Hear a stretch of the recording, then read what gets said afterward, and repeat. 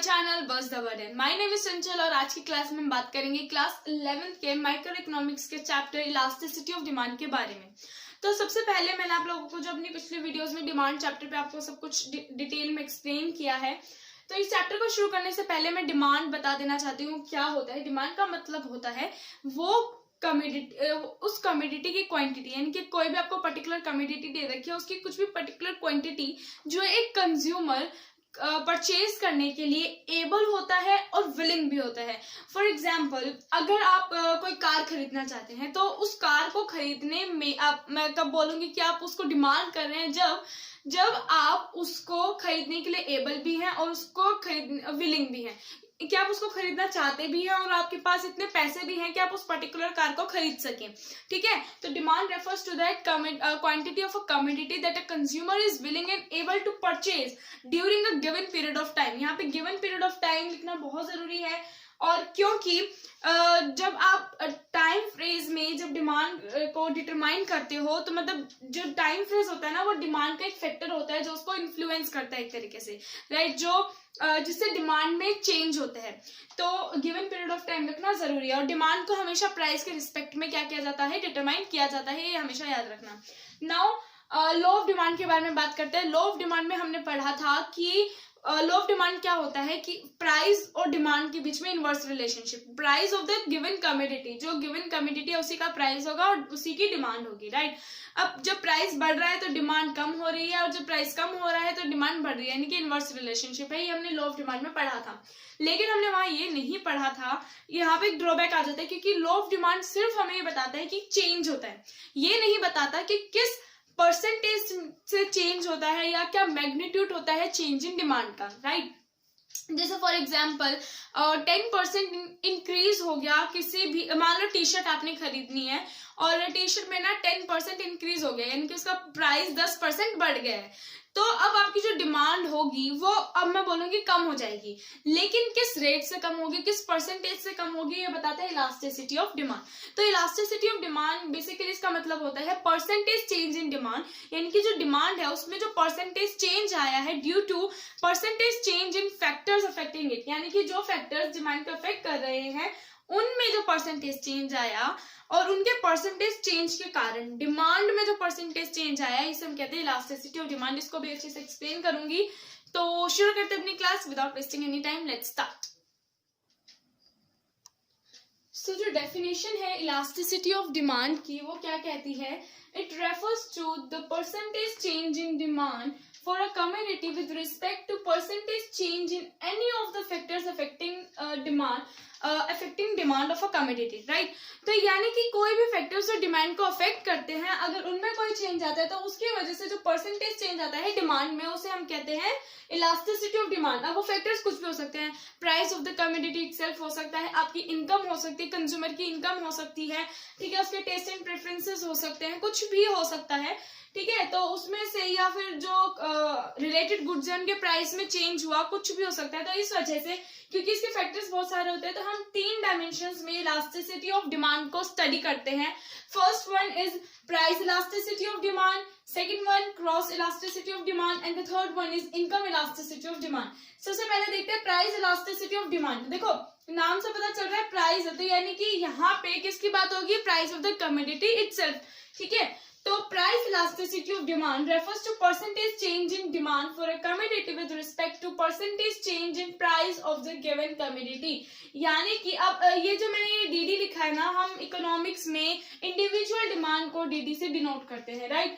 तो price elasticity of demand क्या है, अगर प्राइस में कुछ परसेंटेज चेंज आता है, अगर प्राइस में कुछ भी परसेंटेज चेंज आता है, प्राइस किसका है, गिवन कमोडिटी का, यानी कि जिसकी डिमांड उसी का प्राइस है, तो परसेंटेज चेंज अगर जो प्राइस में आया है उसकी वजह से डिमांड में जो परसेंटेज चेंज आया है उसे हम कहते हैं प्राइस इलास्टिसिटी ऑफ डिमांड, ठीक है। Second one is cross elasticity of demand. Cross elasticity of demand का मतलब है, देखो पहले यहाँ पे रिलेटेड गुड्स कौन से गुड्स होते हैं, जिनके बीच में कुछ रिलेशन होता है, यानी कि या तो वो सब्स्टिट्यूट गुड्स हो सकते हैं या फिर वो कॉम्प्लीमेंट्री गुड्स हो सकते हैं। आप सब्स्टिट्यूट गुड्स आप लोगों को पता है, जिनको हम एक दूसरे की प्लेस पे, मतलब एक दूसरे से रिप्लेस कर सकते हैं। For the consumption purpose. ठीक है, जैसे आप टी को कॉफी के साथ सब्स्टिट्यूट कर सकते हो, या फिर आप कुछ और एग्जांपल ले लो, जैसे फ्रूटी को माजा के साथ आप सब्स्टिट्यूट कर सकते हो। ठीक है ना। तो जो रिलेटेड गुड्स हैं, अब यहाँ पे रिलेटेड गुड्स सब्स्टिट्यूट गुड्स होते हैं, और कौन से होते हैं, कॉम्प्लीमेंट्री गुड्स होते हैं। कॉम्प्लीमेंट्री गुड्स जिनको हम एक ही साथ यूज कर सकते हैं, यानी कि हम उनको अलग अलग यूज नहीं कर सकते। जैसे बुलेट के साथ गन, अगर आप गन में से बुलेट निकाल दो तो गन किसी काम की ही नहीं रहेगी। अगर आप खाली बुलेट रखो अपने पास और आपके पास गन ना हो तो उसका भी कोई फायदा नहीं है। तो gun and bullet complementary goods का बेस्ट एग्जांपल है। ठीक है, तो और आपका जो लेफ्ट शू होता है, राइट शू होता है, ठीक है, एक पेयर में, तो वो भी क्या है, वो भी कॉम्प्लीमेंट्री गुड्स है। ये तो है नहीं कि आप एक पैर के जूते पहन के चले गए, दूसरे पहन के पहने नहीं, ऐसे नहीं होता ना। तो ये हो गया सब्स्टिट्यूट और कॉम्प्लीमेंट्री, यानी कि जो रिलेटेड गुड्स का जो प्राइस है उसमें जो परसेंटेज चेंज आया है, रिलेटेड गुड्स का जो प्राइस है उसमें जो परसेंटेज चेंज आया, उसकी वजह से डिमांड में उस कमोडिटी की जो परसेंटेज चेंज आया है उसे हम कहते हैं क्रॉस इलास्टिसिटी ऑफ डिमांड। इसको ज्यादा समझने की जरूरत नहीं है, क्योंकि जो सेकंड पॉइंट और थर्ड पॉइंट है आपके सिलेबस में नहीं है। तो इस वाली क्लास में हम सिर्फ प्राइस इलास्टिसिटी ऑफ डिमांड के बारे में बात करेंगे। एक बार इनकम इलास्टिसिटी ऑफ डिमांड की डेफिनेशन में पढ़ लेते हैं। It refers to percentage change in demand for a commodity with respect to percentage change in income, यानी कि जो कंज्यूमर की इनकम है उसमें जो भी परसेंटेज चेंज आया उसकी वजह से जो डिमांड में जो परसेंटेज चेंज आया है, इसे हम कहते हैं इनकम इलास्टिसिटी ऑफ डिमांड। तो अब चलते हैं प्राइस इलास्टिसिटी ऑफ डिमांड की तरफ। पहले देखते हैं प्राइस इलास्टिसिटी ऑफ डिमांड की definition. Price elasticity of demand is a measure of responsiveness of quantity demanded to change in price of a commodity, यानी कि प्राइस इलास्टिसिटी क्या करती है, ये मेजर करती है रिस्पॉन्सिवनेस को, यानी कि प्राइस मतलब जो चेंज आया है प्राइस में उसको डिमांड किस तरह से रिस्पॉन्ड कर रहा है, उसको कौन मेजर करता है, प्राइस इलास्टिसिटी ऑफ डिमांड। तो price elasticity of demand is a measure of responsiveness of demand, quantity demanded to to change in price of commodity, यानी कि जो कमोडिटी है उसके प्राइस में जो चेंज आया है उसको डिमांड किस तरह से रिस्पॉन्ड कर रहा है, उसको कौन मेजर करता है, प्राइस इलास्टिसिटी ऑफ डिमांड। ठीक है, अब हम डिग्रीज पढ़ेंगे इलास्टिसिटी ऑफ डिमांड की। क्यों? क्योंकि देखो हर एक कंज्यूमर का अलग अलग तरीका होता है। देखो हर एक कमोडिटी को, अगर आप मान लो अगर नीडल है कोई, उसके प्राइस में जो चेंज आया है और उसकी वजह से जो आपकी डिमांड में जो चेंज आएगा वो अलग होगा as compare to DVD player. जैसे फॉर एग्जांपल निडल पहले अगर मान लो 1 रुपए की मिलती है, या चलो मान लो 5 रुपए की मिलती है, तो वो 7 रुपए की हो गई निडल का प्राइस। तो आप क्या करोगे, आपकी डिमांड में क्या आएगा, स्लाइटली डिक्रीज आएगा, यानी कि आपकी डिमांड स्लाइटली डिक्रीज हो जाएगी। ठीक है ना। अगर इसको मैं कंपेयर करूं डीवीडी प्लेयर से, मान लो डीवीडी प्लेयर अगर अभी 2000 रुपीज का है और अगर उसके प्राइसेस बढ़ जाते हैं और वो 5000 रुपीज का हो जाता है, या मान लो 4000 रुपीज का भी अगर वो हो जाता है, तो आपकी जो डिमांड है ना उसमें कई गुना ज्यादा फर्क आएगा एज कम्पेयर टू जो आपने निडल में जो आपकी डिमांड कम हुई थी। आपकी डीवीडी प्लेयर की डिमांड जो डिमांड है वो ज्यादा कम हो जाएगी एज कम्पेयर टू निडल। ठीक है ना। तो इसलिए हम पढ़ते हैं degree of elasticity of demand. अब इसमें हम सबसे पहला केस पढ़ेंगे परफेक्टली इलास्टिक डिमांड। तो देखो इलास्टिक का मतलब जैसे क्या होती है कि आप इलास्टिक लेके आते हो ना, आप उसको खींचते हो, रबड़ होती है वो, आप उसको खींचते हो, है ना, तो वो खिंचती चली जाती है, तो उसका मतलब होता है इलास्टिसिटी। ठीक है। तो परफेक्टली इलास्टिक डिमांड क्या होती है, when there is an infinite demand at a particular price then demand for such a community is said to be perfectly elastic. यहाँ पे थोड़ा सा राइट कर लो, and with a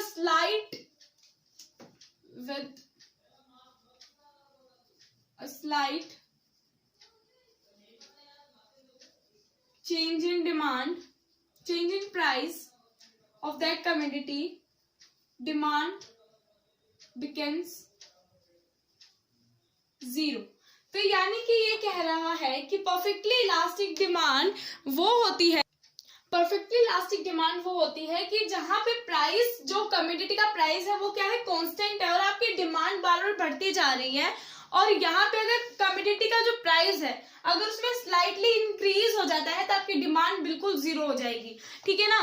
तो क्या है कि यहाँ पे प्राइस जो है वो कांस्टेंट है। प्राइस क्या है, पर्टिकुलर प्राइस, यानी कि प्राइस कांस्टेंट है और आपकी डिमांड जो है वो क्या कर रही है, वो इंक्रीज करती जा रही है, यानी कि इनफाइनाइट है, कहीं रुक नहीं रही है, ठीक है। और अगर उस प्राइस में अगर थोड़ा सा भी, उस कमोडिटी के प्राइस में अगर थोड़ा सा भी स्लाइट राइज हो जाता है, ठीक है, वो इंक्रीज हो जाता है, तो आपकी डिमांड क्या हो जाएगी, वो जीरो हो जाएगी। अब देखो यहाँ पे हम प्राइस इलास्टिसिटी ऑफ डिमांड को डिनोट करते हैं ईडी से। किससे डिनोट करते हैं, ईडी से डिनोट करते हैं।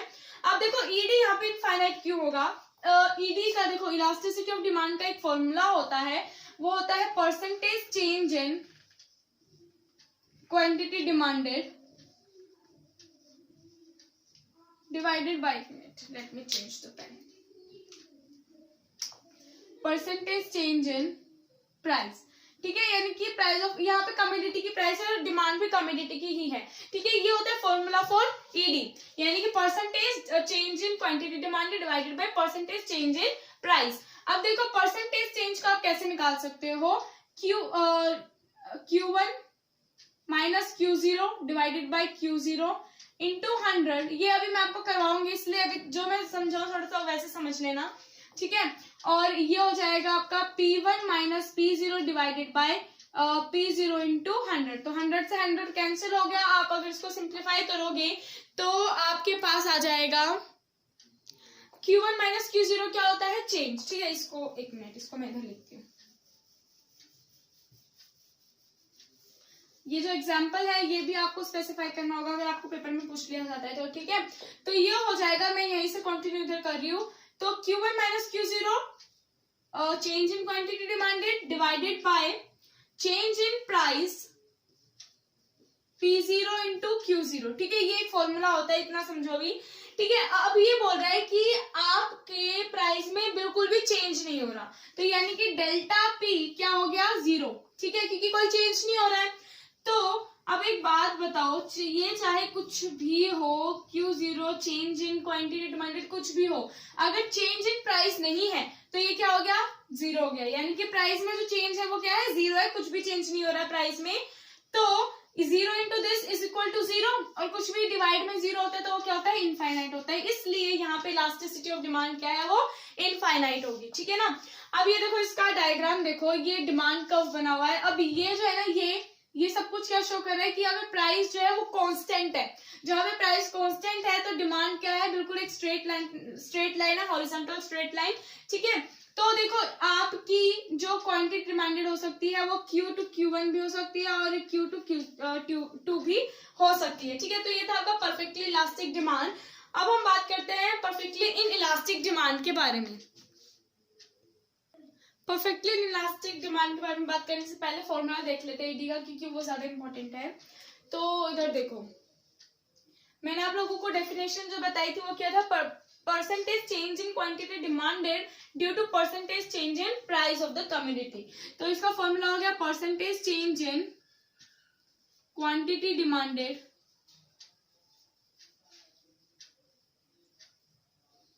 Divided by percentage change in price of the commodity, ठीक है ना। अब देखो परसेंटेज चेंज आप लोगों को पता होगा क्या होता है, Q1 इसको हम डेल्टा लिखते हैं, ठीक है। तो Q1 माइनस Q0, ठीक है, डिवाइडेड बाय Q0 इंटू 100। ये किसका फॉर्मूला है, percentage change in quantity demanded का फॉर्मूला है। किसका फॉर्मूला है, percentage change in quantity demanded का क्या फॉर्मूला है, Q1 minus Q0 divided bye Q0 into में 100। अब यहाँ पे Q1 Q0 क्या है, Q1 जो है यहाँ पे ये डिनोट करता है फाइनल क्वांटिटी डिमांडेड। क्या है ये, फाइनल क्वांटिटी डिमांडेड, यानी कि अब इस पॉइंट ऑफ टाइम पे आप क्या डिमांड कर रहे हो वो। और Q0 क्या है कि आपकी पहली डिमांड क्या थी, इनिशियल डिमांड। ये क्या होता है, इनिशियल डिमांड, ठीक है ना।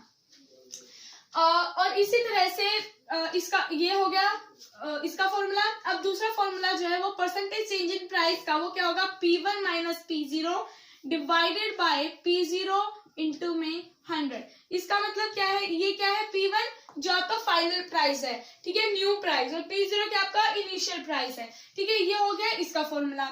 अब यानी कि अब ये इसको डिवाइड कर रहा है, तो Q1 minus Q0 divided bye Q0 into में 100 divided by P1 minus P0 divided by P0 into में 100। अब देखो 100 से 100 कैंसिल हो गया, ठीक है। अब ये क्या हो गया, Q1 minus Q0 divided bye P1 minus P0 into में P0 डिवाइडेड बाय Q0, ठीक है। ये फॉर्मूला हो जाएगा, ये तो सिंपल मैथ्स है। ओके अब देखो Q1 माइनस Q0 क्या होता है, चेंज इन क्वांटिटी डिमांडेड। क्या होता है, चेंज इन क्वांटिटी डिमांडेड। और ये क्या होता है, P1 minus P0 change in price, ठीक है, प्राइस ऑफ द कमोडिटी, ठीक है, चेंज इन प्राइस। तो ये आपका फॉर्मूला हो गया ईडी का। अब जो मैंने इससे पहले आपको प्राइस परफेक्ट इलास्टिक वाला करवाया था, उसमें भी मैंने इस फॉर्मूले का यूज करके दिखाया था। हम जितने भी डिग्रीज पढ़ेंगे इलास्टिसिटी ऑफ डिमांड में, सब में इसका यूज होगा, तभी पता चलेगा कि आपका ईडी क्या होगा, इनफाइनाइट होगा, जीरो होगा, क्या होगा, ठीक है ना। Let's see the next degree.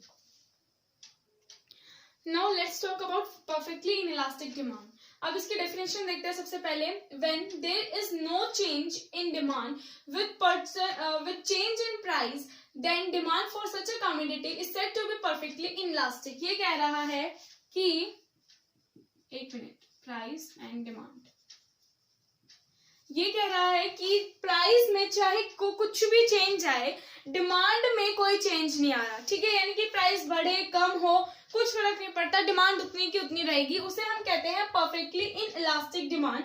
देखो ये दोनों करवाने से पहले, जिससे पहले मैंने आपको करवाया परफेक्टली इलास्टिक डिमांड, और ये करवा रही हूँ परफेक्टली इनइलास्टिक डिमांड।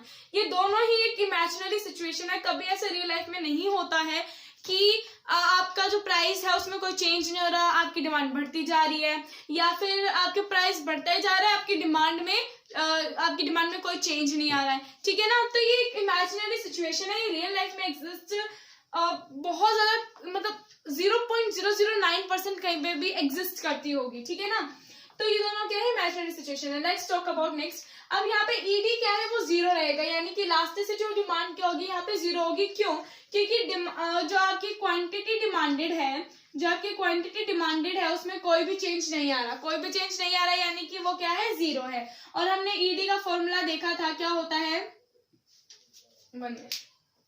ईडी का फॉर्मूला हमने देखा था, change in quantity divided by change in price into P0 into में Q0। अब इससे हमें फर्क नहीं पड़ता, ये क्या हमें फर्क पड़ता है इससे, ठीक है। तो यहाँ पे परसेंटेज चेंज इन डिमांड क्या है, वो जीरो है, तो ये सारा जीरो आ जाएगा। तो यहाँ पे ईडी क्या है, वो भी जीरो ही आएगा। फॉर एग्जाम्पल देखो, अगर मैं अभी सिर्फ समझाने के ले रही हूँ, फॉर एग्जाम्पल अगर आप डॉक्टर के पास चले जाते हो, ठीक है, तो आपको कुछ प्रॉब्लम है जिसकी वजह से आपको उसका ऑपरेशन करवाना है। अब डॉक्टर आपको बोलेगा कि भाई हम ना 5 लाख रुपीज लेंगे इस ऑपरेशन को करवाने के लिए, ठीक है।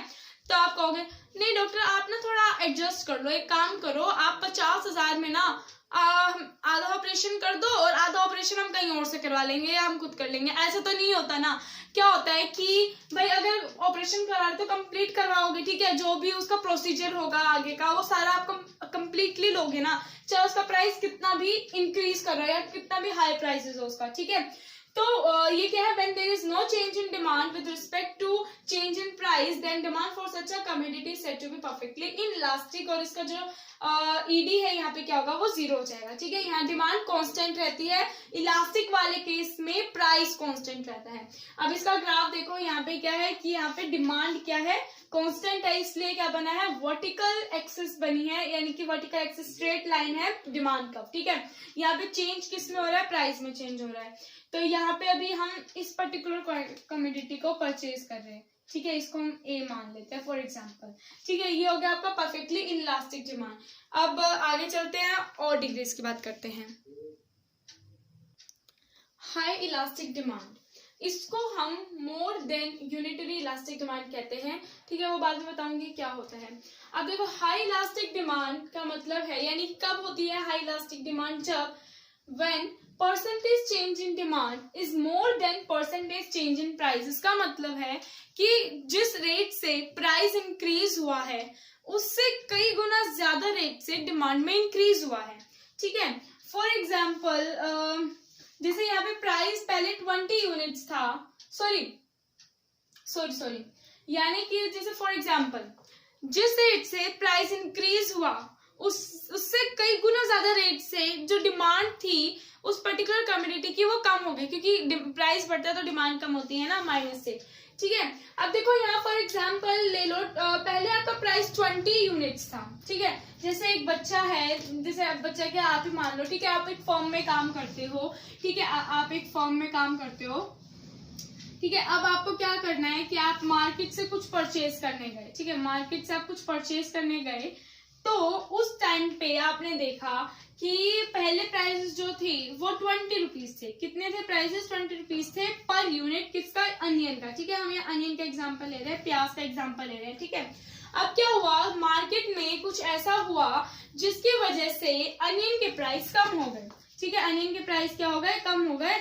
अब आपको थे अनियन बहुत ज्यादा पसंद, तो आपने क्या किया, आपने उनकी डिमांड को इंक्रीज कर दिया। ठीक है, और जो वो इंक्रीज था वो जो प्राइस में डिक्रीज हुआ था उससे कई गुना ज्यादा था। यानी कि देखो यहाँ पे प्राइस में डिक्रीज कितना हुआ? सिर्फ 10 यूनिट्स। कितना हुआ? 10 रुपीज का। यहाँ पे प्राइस रुपीज में है और डिमांड यूनिट्स में। ठीक है, लेकिन आपकी जो डिमांड में इंक्रीज था वो कितना हुआ? 100 यूनिट्स, और हम सबको पता है 100 इज मोर देन 10। ठीक है, अब देखो ईडी का फॉर्मूला क्या होता है? ओके, ईडी का फॉर्मूला होता है Q divided by delta P, P0 into में Q0। ठीक है, अब यहाँ पे देखो Q1 माइनस Q0 कितना आ जाएगा? 100। Q1 minus Q0 divided by ये delta P, P1 minus P0 minus 10। ठीक है, इंटू P0 कितना था? 20 डिवाइडेड बाय Q0 कितना है?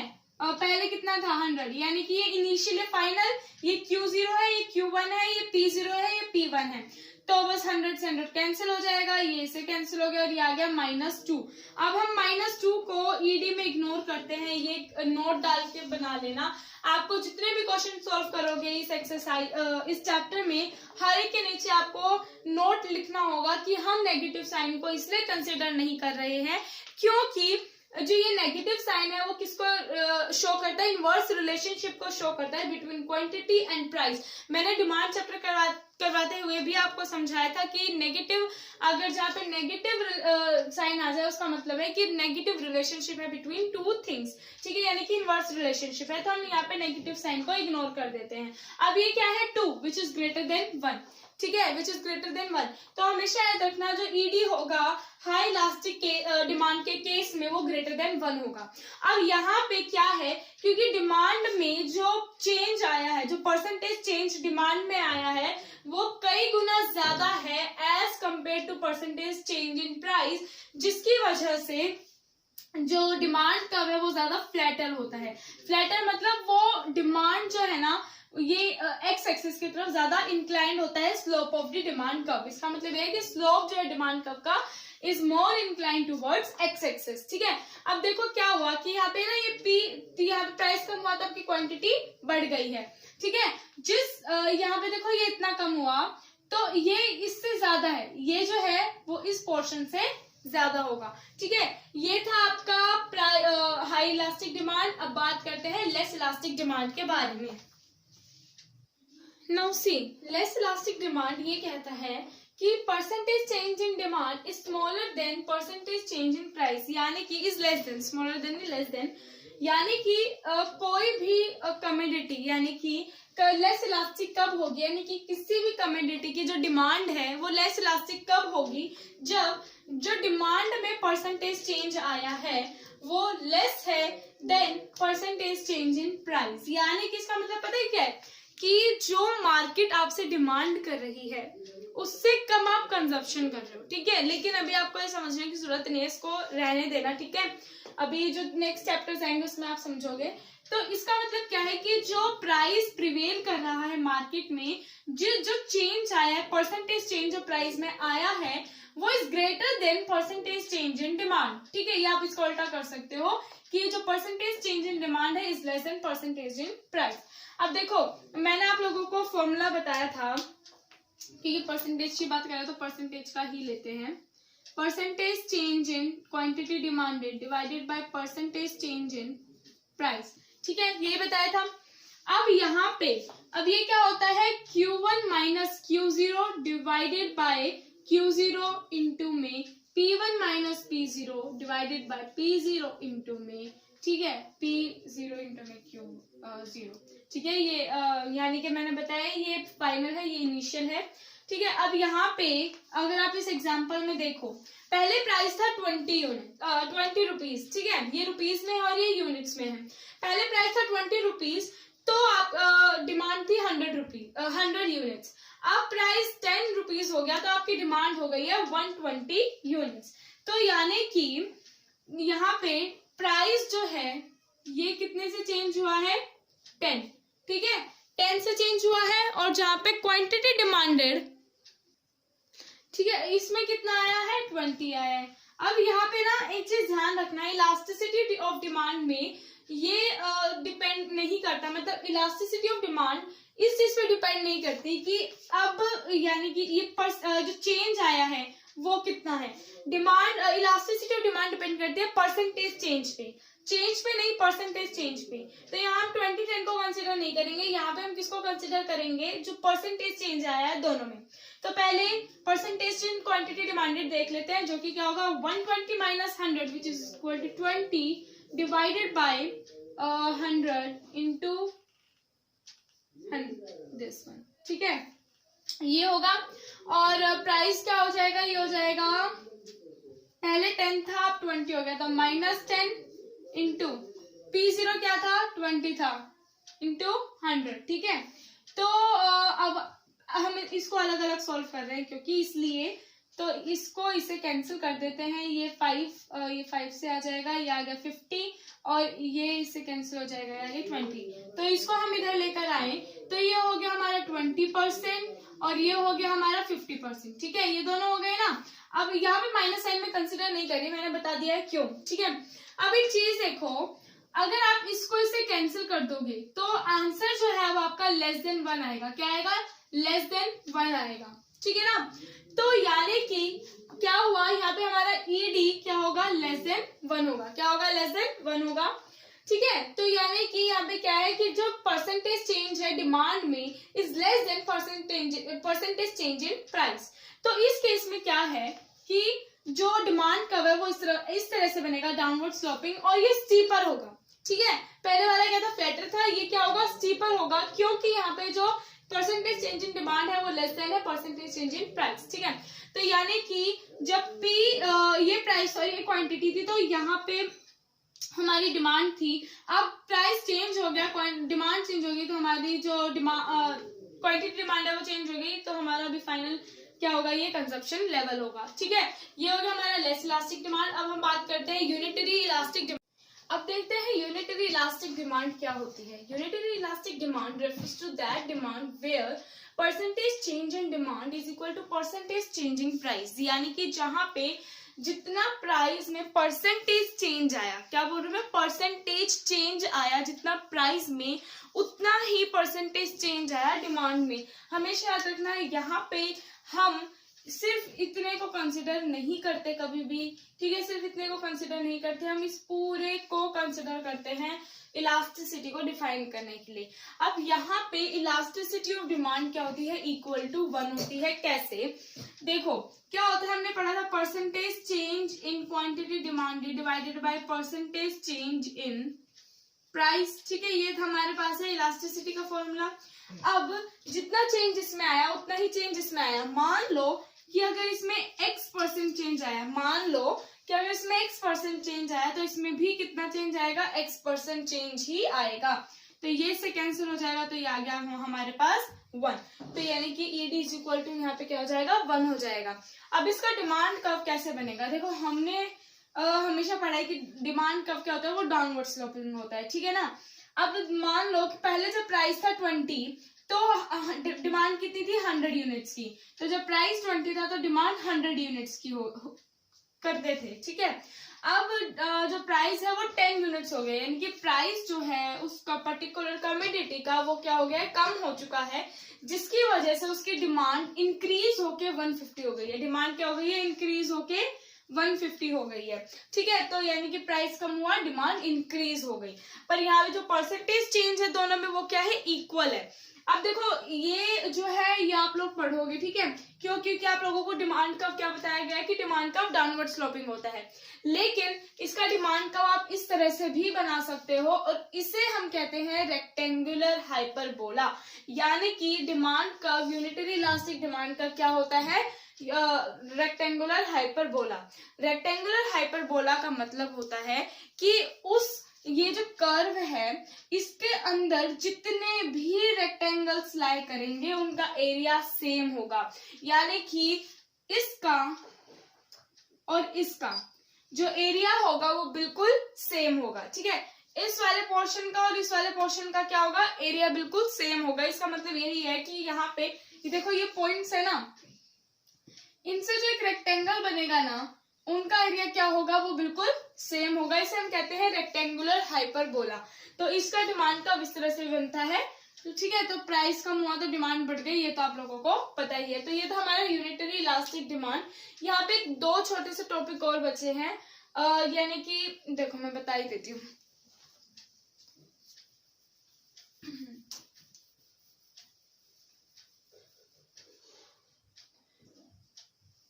अब मैं y और x एक्सेस आप लोग लिख लेना, y यहाँ पे x, यहाँ प्राइस, यहाँ पे क्वांटिटी, ठीक है।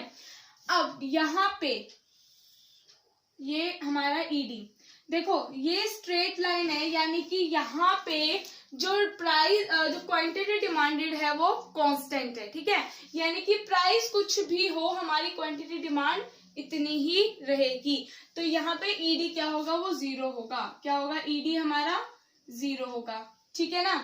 अब थोड़ा इधर आ जाते हैं, यहाँ पे ed यानी कि elasticity of demand less than 1 होगा। क्या होगा, लेस देन 1 होगा। ये सब डिमांड कर्व बना रही हूं मैं, ठीक है। अभी थोड़ा स्ट्रेट ना बने तो उसको माफ कर देना, मेरे पास स्केल तो है नहीं अब, ठीक है। अब यहाँ पे ed जो होगा वो क्या होगा, इक्वल टू 1 होगा। क्या होगा, इक्वल टू 1 होगा, ये ना, इक्वल टू 1। यहाँ पे थोड़ा सा आ जाओ तो ed ग्रेटर देन 1 हो जाएगा। क्या हो जाएगा, ed ग्रेटर देन 1 हो जाएगा। अब यहाँ पे अगर आप आ जाओ तो ये हो जाएगा ed which is equal to infinity. हाँ, ये क्या हो जाएगा, ed is equal to infinity हो जाएगा।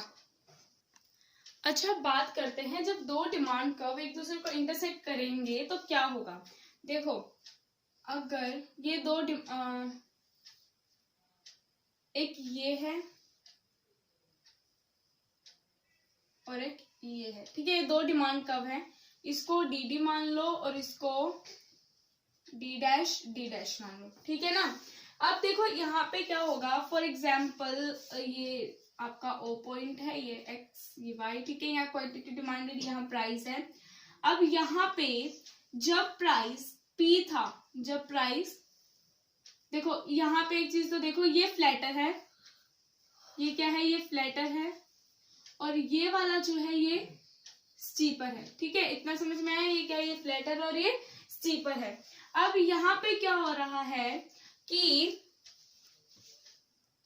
इसको ना थोड़ा बड़ा बनाते हैं, ओके। ये y है, ये x है, यहाँ प्राइस, यहाँ क्वांटिटी, यहाँ प्राइस। एक डिमांड कर्व dd है, ठीक है, और एक डिमांड कर्व है ऐसे। ये है d डैश, थोड़ा सा इसको ऐसे कर देते हैं,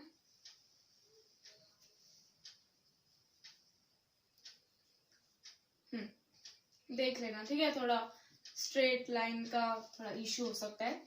अब यहाँ पे देखो, जब प्राइस P था, OP था, यानी कि इस OP प्राइस पे जो कंज्यूमर था ये OQ डिमांड कर रहा था, ठीक है। क्या था कि इस OP प्राइस पे जो कंज्यूमर था वो OQ क्वांटिटी डिमांड कर रहा था।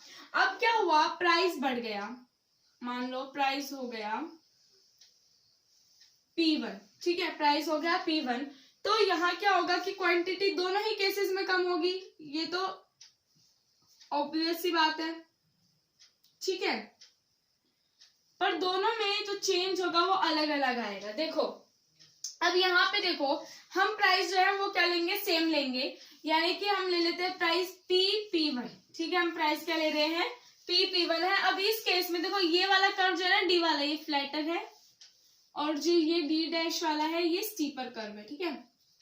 अब इस केस में क्या होगा, इलास्टिसिटी हम चेक कर रहे हैं किसकी ज्यादा होगी, फ्लैटर की या फिर स्टीपर की ज्यादा होगी।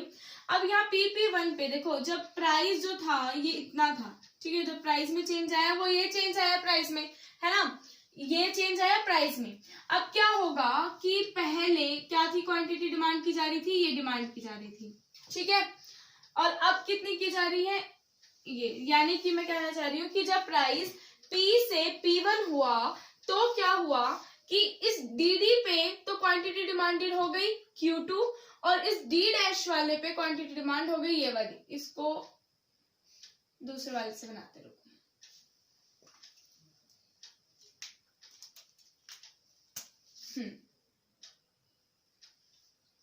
ओके, ये देखो, ठीक है, ये इसका है और ये स्टीपर वाले का है रेड, ठीक है, क्वांटिटी डिमांडेड,